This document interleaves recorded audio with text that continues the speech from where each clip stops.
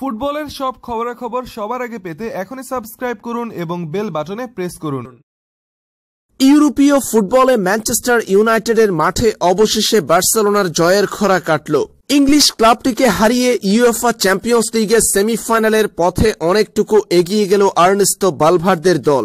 গতরাতে ওল্ড ট্রাফোর্ডের শেষ ৮-এর প্রথম লেগে ম্যানচেস্টার ইউনাইটেডকে ১-০ গোলে পরাজিত করেছে বার্সা। ওই মাঠে আগের ৪ বারের দেখায় ম্যানচেস্টার ইউনাইটেডের কাছে ২ বার পরাজিত হয়েছিল কাতালানরা, বাকি ২ বার হয়েছে ড্র। তবে এবার সেই জয়ের খরা কেটেছে। ঘরের মাঠে বেশ রক্ষণাত্মক ফুটবল খেললেও বেশিক্ষণ নিজেদের জাল অরক্ষিত রাখতে পারেনি ম্যানচেস্টার ইউনাইটেড। ১২ মিনিটে নিজেদের আত্মঘাতী গোলে পিছিয়ে পড়ে তারা। লুইস সুয়ারেজের হেড ইউনাইটেডের ডিফেন্ডার লুক শোর গায়ে লেগে জালে প্রবেশ করে।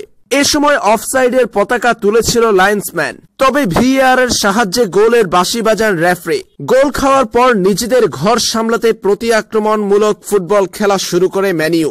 ১-০ গোলে এগিয়ে থেকে প্রথমার্ধ শেষ করেছে বার্সেলোনা। দ্বিতীয়ার্ধে বার্সার রক্ষণে চাপ আরো বাড়িয়েছিল ম্যানচেস্টার ইউনাইটেড, তবে সহজ কতগুলো সুযোগ নষ্ট করেছে তারা, যার ফলে আর সমতায় ফেরা হয়নি।